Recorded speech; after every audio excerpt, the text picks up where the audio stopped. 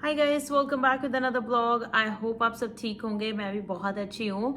तो फाइनली आज वो टाइम मेरे को बहुत सारे मैसेज आ रहे थे, बहुत सारी इंक्वायरीज आ रही थी about the difference between Prince Edward island and Nova Scotia. तो आज की वीडियो में कंप्लीटली हम उसी टॉपिक पे बात करने वाले हैं कि प्रिंस एडवर्ड आइलैंड और नोवा स्कॉशिया में क्या डिफरेंस है, कौन सी प्रोविंस, मतलब क्या क्या डिफरेंस है। जैसे कि इन कंपेरेटिवली मोस्टली जो क्वेश्चन पूछा गया है, मेरे कमेंट में भी बहुत सारे लोगों ने कमेंट किया और मुझे पर्सनली डीएम भी आए थे इंस्टाग्राम पे कि उस वहाँ के रेंट्स वगैरह, वहाँ का कौन सा एरिया ठीक है, कौन से एम्प्लॉयर हैं जो हेल्प कर रहे हैं पीआर लेने में, तो और पीआर के रूल दोनों प्रोविंसेस में क्या चल रहे हैं। तो बेसिकली टोटली क्योंकि ये दोनों ही अटलांटिक प्रोविंसेस हैं, तो दोनों के पीआर रूल्स थोड़े अच्छे हैं एज कंपेरेटिवली अदर प्रोविंसेस। तो आज इस वीडियो में हम कंप्लीटली इन दोनों प्रोविंसेस के बारे में बात करेंगे कि इनमें डिफरेंस क्या है in comparison to basically everything. ठीक है जी, तो without wasting any more time video को स्टार्ट करते हैं। Let's go. तो सबसे पहले वीडियो को स्टार्ट करने से पहले मैं आपको एक रिक्वेस्ट करना चाहती हूँ, चैनल पे नए आए हो तो चैनल को सब्सक्राइब, वीडियो को लाइक एंड शेयर जरूर कर लो। और एक और बात मैं आपको बोलना चाहती हूँ कि इस वीडियो में हम कंप्लीटली स्टेप बाय स्टेप सारी चीजों के बारे में बात करेंगे। जो भी आपके क्वेश्चंस थे वो सारे क्लियर हो जाएंगे इस वीडियो में। तो इस वीडियो को जरूर एंड तक देखिएगा, कोई भी पार्ट इसका स्किप मत कीजिएगा। तो सबसे पहली बात हम अगर बात करें कि जैसे मैंने आपको बताया कि ये दोनों प्रोविंसेस जो हैं, दोनों ही अटलांटिक प्रोविंसेस हैं, दोनों ही एक दूसरे के पास ही हैं। और ओंटारियो की अगर बात करें तो ओंटारियो से ऑन एन एवरेज 17 घंटे के आसपास का डिस्टेंस है विदाउट स्टॉपिंग। अगर गाड़ी से जाए तो प्लेन से वही 2-3 घंटे 4 घंटे लग जाते हैं। तो इतनी दूर है ओंटारियो से दोनों प्रोविंसेस। आपस में इतना ज्यादा डिफरेंस नहीं है, 1-2 घंटे में आप नोवा स्कॉशिया, 2-2.5-3 घंटे में नोवा स्कॉशिया प्रिंस एडवर्ड आइलैंड से आप जो है पहुंच जाते हो। तो सबसे पहले अगर हम बात करें कि प्रिंस एडवर्ड आइलैंड की, वैसे तो मैंने प्रिंस एडवर्ड आइलैंड के टॉपिक पे और भी बहुत सारी वीडियोस जो है बना रखी हैं, बट आज की वीडियो में हम कंप्लीटली डिफरेंस बताऊंगी दोनों प्रोविंसेस में। तो प्रिंस एडवर्ड आइलैंड में क्या है कि जो उनकी मेन सिटी है जो प्रिंस एडवर्ड आइलैंड में है, उसका नाम है शार्लटाउन सिटी। तो शार्लटाउन एंड समरसाइड 2 सिटीज हैं वहां पे प्रिंस एडवर्ड आइलैंड में, क्योंकि वो बहुत छोटी सी प्रोविंस है।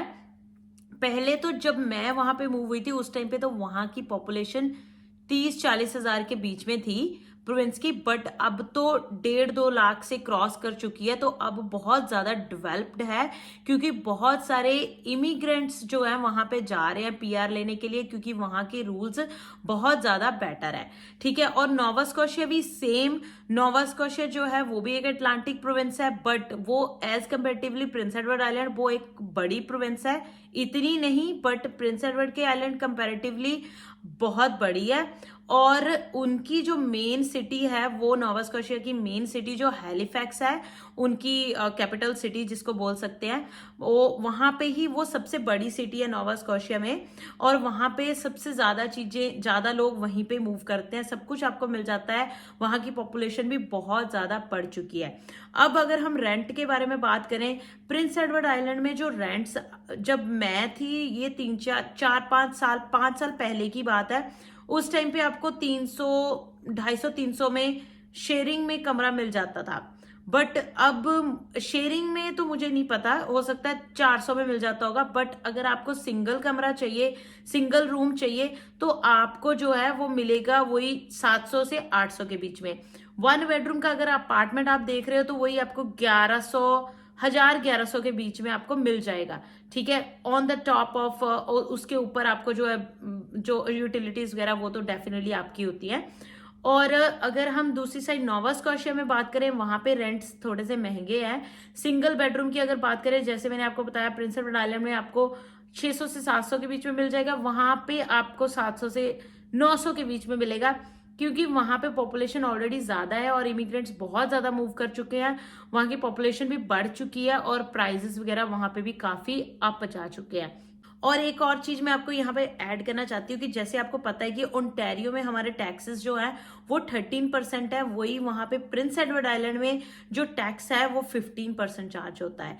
ठीक है जी, अब आगे बढ़ते हैं। जॉब्स वगैरह की अगर बात करें दोनों प्रोविंसेस में, तो जो प्रिंस एडवर्ड आइलैंड है, जैसे मैंने आपको बताया कि वो बहुत छोटी प्रोविंस है, जॉब्स वगैरह मिल जाती है, बट आपको टाइम पता होना चाहिए। अब जैसे लेट्स से, क्योंकि उन एरियाज में ना बहुत ज्यादा ठंड पड़ती है, स्नो बहुत ज्यादा पड़ती है। अब रिसेंटली अब जो ईयर निकल के गया है 2022 में वहां पे प्रिंस एडवर्ड आइलैंड में इतना मतलब भारी स्टॉर्म आया था कि वहां पे लाइट भी चली गई थी। पूरा एक वीक तक कुछ नहीं हुआ वहां पे, पूरा एक वीक तक उनके पास पावर नहीं थी, पेड़ पूड़ गिर चुके थे, स्नो थी, सब कुछ बंद था। तो वहां की विंटर बहुत ज्यादा वर्स्ट रहती है, आपको उसके लिए तैयार रहना पड़ेगा। और इसीलिए अगर आप सोच रहे हो कि आप नवंबर के बाद मूव करना है, तो आपके लिए गुड मूव नहीं है। जॉब्स की अपॉर्चुनिटीज बहुत ज्यादा कम होती हैं। तो आपको जो बेस्ट मूव है, आपको from the starting of April by the end of September आप कभी भी मूव कर जाओ, तो वो आपके लिए गुड मतलब गोल्डन पीरियड कह लो, क्योंकि वो एक टूरिस्ट प्लेस भी कह लो। वहां पे क्रूज आते हैं, लोग घूमने आते हैं प्रिंस एडवर्ड आइलैंड पे, वहां पे डिज्नीलैंड के क्रूज आते हैं। तो बेसिकली वो एक टूरिस्ट प्लेस भी मानी जाती है, वहां पे बहुत सारे लोग घूमने आते हैं क्योंकि वो बहुत सुंदर जगह है। ठीक है, तो इसीलिए वहां पे समर में बहुत ज्यादा लोग घूमने आते हैं, इसलिए समर में वहां पे बहुत ज्यादा अपॉर्चुनिटीज होती है जॉब की। तो क्योंकि समर में एक मतलब समर में एक तो टूरिस्ट प्लेस है, तो जॉब अपॉर्चुनिटी ज्यादा होती है। और समर में ऐसा कुछ होता नहीं कि काम कुम बंद हो जाए, इसलिए समर में एज कंपेरेटिवली मतलब अक्टूबर नवंबर के समर में जाना आपको प्रेफर करना चाहिए। वो सेम है नोवा स्कॉशिया के लिए भी, नोवा स्कॉशिया में भी सेम चीज है, वहां पे भी बहुत ठंड पड़ती है। वैसे तो वहां पे ज्यादा मोर जॉब अपॉर्चुनिटीज है as comparatively Prince Edward Island, but वहां पे ऐसा क्या है कि वहां पे भी सेम तरीके का मौसम रहता है, तो वहां पे भी समर में लोग बहुत ज्यादा घूमने जाते हैं। तो इस महीनों में वहां पे आपको जॉब अपॉर्चुनिटीज ज्यादा मिलेंगी as compare to any other month. ठीक है, अप्रैल से लेके सितंबर के एंड तक। और अगर वहां पे अगर जॉब्स की बात करें, वहां पे डेफिनेटली इंडस्ट्रीज भी हैं, जैसे ओंटारियो में फैक्ट्रीज वगैरह, वेयर हाउस वगैरह है, वो चीज भी है वहां पे। ठीक है, और दूसरा रेस्टोरेंट्स वगैरह में आप जॉब्स अप्लाई कर सकते हो। अगर हम बात करें, अब जैसे रिसेंटली मुझे पता चला था कि नोवा स्कॉशिया में बर्गर किंग में अगर आप अप्लाई करो, तो बर्गर किंग वालों ने अब जॉब मतलब वो देना बंद कर दिया है। जॉब के लिए आपको अगर पीआर के लिए हेल्प करना बंद कर दिया है। और अगर हम बात करें प्रिंस एडवर्ड आइलैंड की, तो प्रिंस एडवर्ड आइलैंड में जैसे जब मैं थी तब वहां पे पता चला था कि मैंने जैसे टिम हॉर्टन में काम किया था पर्सनली। ठीक है, तो टिम हॉर्टन ने भी मुझे पता है कि जॉब लेटर देना मतलब जॉब लेटर तो आपको मिलेगी मिलेगी, वो तो आपका राइट है, क्योंकि आप अगर काम कर रहे हो कहीं पे तो जॉब लेटर आपको मिलेगी मिलेगी। बट अगर लेट्स से वहां पे से हम बात करेंगे पीआर के रूल्स में, दोनों प्रोविंसेस में, तो लेट्स से अगर पीआर की प्रोस्पेक्टिव से हम बात करें, तो जो क्रिटिकल प्रोग्राम होते हैं, stream skilled worker stream program होते हैं, उनमें वो अब हेल्प नहीं करते हैं टिम हॉर्टन, जो जब जितना मुझे पता है। अब अगर कुछ चेंज हो चुका होगा तो मुझे पता नहीं, बट आप क्या कर सकते हो कि क्योंकि वहां पे सबको पता है कि अटलांटिक प्रोविंसेस में पीआर के प्रोग्राम अच्छे हैं, तो मोस्टली जो बच्चे हैं वो पीआर लेने के लिए जाते हैं। जब आप किसी जॉब के लिए अप्लाई करो, तो आप उनको पूछ सकते हो कि will you guys be helping me out in my immigration, तो वो आपको यस और नो में सीधा आंसर दे देंगे। यहाँ जैसे ब्रैम्पटन में क्या रहता है, कई बार वो आपको पहले बोल देते हैं कि हाँ जी हम हेल्प कर देंगे, और बाद में आपको डिच करते हैं। तो वहां पे ऐसा नहीं है, आपको पहले अगर आप बात कर लोगे, तो वो आपको अगर उन्हें यस बोला है तो आपको मिलेंगे ही मिलेंगे, क्योंकि वहां के लोग बहुत नाइस है। वहां के लोगों को आइलैंडर्स भी बोला जाता है, तो वो लोग भीड़ भड़के में रहना पसंद नहीं करते हैं, उनको शांति पसंद है। तो वहां के लोग बहुत ही नाइसली बात करते हैं। अगर आप लेट्स से ओंटारियो से वहां मूव कर रहे हो ना, तो आपको डिफरेंस देखने में मिलेगा। वहां के लोग सच में मतलब ओंटारियो की लाइफ नो डाउट बहुत ज्यादा बिजी है, हौश पौच में रहते हैं लोग, रश में रहते हैं, वहां पे पीसफुली रहता है सब कुछ, पीसफुली लोग चलते हैं। तो बहुत ज्यादा बोलचाल में भी बहुत ज्यादा डिफरेंस है लोगों के। तो वो लोग अगर आपने किसी से बात करी है आपके इमिग्रेशन में हेल्प करने की, अगर उन्होंने आपको बोला है कि वो आपकी हेल्प करेंगे, तो वो डेफिनेटली आपकी हेल्प करेंगे। तो इसलिए आप पहले पूछ सकते हो। मुझे लगता है कि this is the best way. आपको कोई भी अगर किसी से भी आप पूछोगे कि कौन हेल्प करता है कौन नहीं, कोई भी आपको कुछ नहीं बता पाएगा, क्योंकि आप जो बंदा काम कर रहा है, लेट्स से मैंने जहां पे काम किया, मेरे टाइम पे भी कुछ चीजें ऐसी हुई थी, मुझे भी टिम हॉर्टन वालों ने मना किया था, बट मेरे काम की वजह से जब मैं डायरेक्टली नॉक बी में सुपरवाइजर एज ए हायर हुई थी, तो मेरे सर्कमस्टांसेस डिफरेंट थे। अब आप जहां पे जॉब करोगे, आपके सर्कमस्टांसेस वहां पे कैसे होते हैं वो आपके ऊपर डिपेंड करता है, राइट। आपके मैनेजर के साथ, जहां आपके एचआर के साथ कैसे रिलेशन है, आप उनके गुड नोट्स में हो, तो वो कई बार अगर किसी और की हेल्प नहीं भी कर रहे हो, अगर आप अच्छे हो तो आपकी हेल्प वो कर देते हैं। इसीलिए ये टोटली इसका आंसर सिर्फ आपके पास होता है। जब आप कहीं पे अप्लाई करते हो जॉब के लिए, तो आपको डायरेक्टली उनसे पूछना पड़ेगा कि क्या आप मेरी हेल्प करोगे in order to get a permanent residency, ठीक है जी, या फिर इन माई इमिग्रेशन पर्पसेस। तो वो आपको डायरेक्टली बता देंगे। दोनों प्रोविंसेस के लिए सेम है।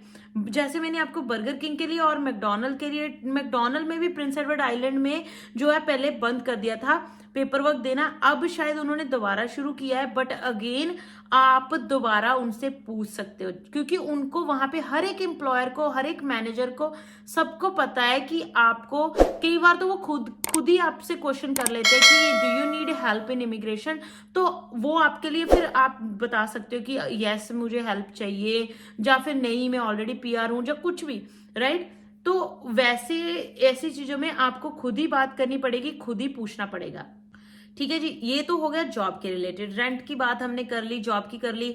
अब सिटीज भी मैंने बता दी कि रहने के लिए Charlotte town is the best option. Summer side में भी जॉब अपॉर्चुनिटीज है, बट 90% सब कुछ शार्लेट टाउन में ही होता है। तो Charlotte town, Prince Edward island की, नोवा स्कॉशिया में जो है वो रहती है हैलिफैक्स। और अगर हम ट्रांसपोर्टेशन की बात करें तो प्रिंस एडवर्ड आइलैंड में भी ट्रांसपोर्टेशन बहुत कम है। नोवा स्कॉशिया में बेटर है। नोवा स्कॉशिया में आपको ट्रांसपोर्टेशन फिर भी मिल जाती है, कम्यूट करना वहां पे इजी है। बट अगर आप प्रिंस एडवर्ड आइलैंड की बात करें तो आपको, वैसे तो वहां पे क्या रहता है कि जॉब्स, जो डाउनटाउन एरिया है, मैं डाउनटाउन एरिया में रहती थी, बहुत ही वैसे तो छोटा एरिया है कहने के लिए। डाउनटाउन मतलब टोरंटो की अगर बात करें तो वो लाइक जमीन आसमान का फर्क है। तो डाउनटाउन एरिया में अगर आप कहीं पे आपको घर मतलब मिल जाए रहने के लिए, तो फिर आप वॉक करके ही जा सकते हो जॉब्स के लिए। बट अगर आपको थोड़ा सा डिस्टेंस पे मिल जाए घर, मतलब, तो फिर आपको गाड़ी चाहिए, क्योंकि वहां पे ट्रांसपोर्टेशन बहुत ही कम है। अगर कोई बस आती है उसके लिए, मतलब पर्टिकुलर एरियाज है जहां पे बस जाती है, तो फिर आपको मतलब दिक्कत आती है। अगर आपको घर आपकी जॉब से थोड़ा दूर मिल जाए तो आपको दिक्कत आएगी वहां पे, फिर आपको गाड़ी प्रेफर करनी पड़ेगी या गाड़ी चाहिए होगी। अगर वहीं पे हम नोवा स्कॉशिया की बात करें, जैसे मैंने बताया, वो in as comparatively Prince Edward Island बहुत ही मतलब बड़ी सिटी है, जहाँ बड़ी प्रोविंस है, वहां पे मतलब बस की सर्विस बहुत अच्छी है, ट्रांसपोर्टेशन अच्छी है, तो वहां पे आप गाड़ी के बिना आपका चल जाएगा। अब लास्ट में जिस चीज का आपको इंतजार था, पीआर के रूल्स, ठीक है, जो मेन, क्योंकि आप ये सब चीजें तभी जानना चाहते हो क्योंकि आपको पीआर लेनी है, राइट। तो पीआर के बारे में अगर हम बात करें, प्रिंस एडवर्ड आइलैंड में जैसे मैंने आपको बताया कि 2 प्रोग्राम है। वैसे तो ये सेम नोवा स्कॉशिया में भी है, ठीक है। प्रिंस एडवर्ड आइलैंड में एक तो प्रोग्राम है PNP express entry, PNP express entry, और नंबर 2 पे है पीईआई क्रिटिकल वर्कर स्ट्रीम, ठीक है। पीईआई एक्सप्रेस एंट्री में क्या है कि आपको कंप्लीट 1 ईयर का जॉब एक्सपीरियंस चाहिए इन नॉक OAB, जो कि अब टीयर हो चुका है 0, 1, 2, 3। तो इनमें आपको एक्सपीरियंस चाहिए कंप्लीट 1 ईयर का, then you will be eligible for PEI express entry, ठीक है जी। उसके बाद आपको पीआई एक्सप्रेस अपनी प्रोफाइल बनानी है, एक्सप्रेस एंट्री में प्रोफाइल बनानी है, अंडर कैनेडियन एक्सपीरियंस क्लास के लिए आप एलिजिबल हो जाओगे, ठीक है। उसके बाद आपको अपना एक्सप्रेशन ऑफ इंटरेस्ट डालना है, पीआई की वेबसाइट पे अपना अकाउंट बनाना है, उस पर एक्सप्रेशन ऑफ इंटरेस्ट डाल देना है। उसके बाद आपको इनविटेशन आ जाएगा in order to apply for PNP. फिर उसके बाद आपके डॉक्यूमेंट मांगे जाएंगे, फिर आप पीएनपी के लिए अप्लाई कर दोगे, फिर आपके 600 पॉइंट्स जो है पीएनपी मिलने के बाद आपकी एक्सप्रेस एंट्री में ऐड हो जाएंगे। उसके बाद आपको जो है पीआर का इन्विटेशन आ जाता है, जो कि फेडरल है, ठीक है।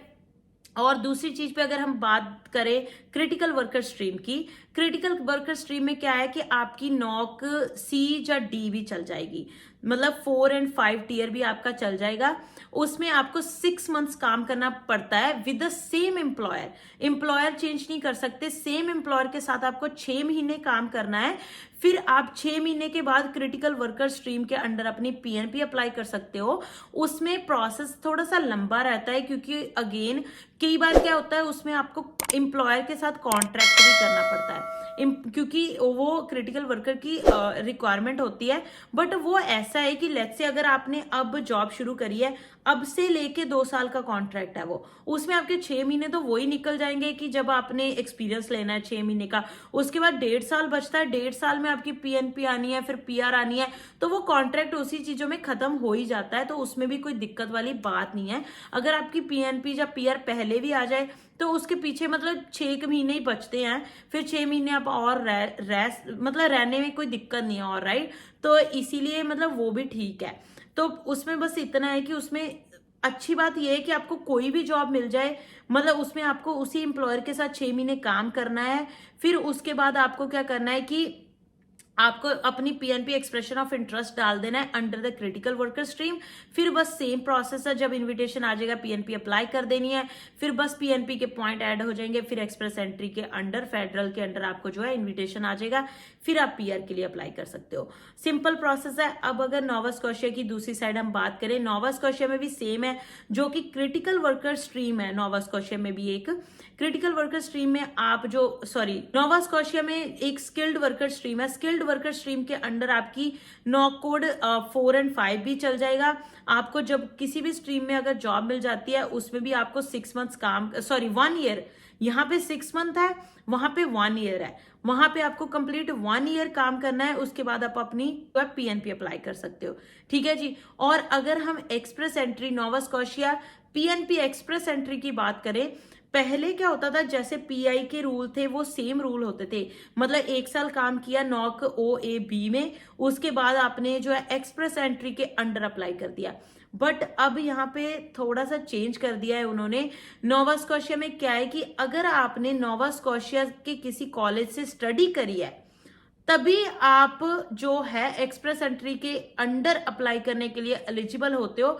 अदरवाइज आप एक्सप्रेस एंट्री के अंडर अप्लाई नहीं कर सकते हो।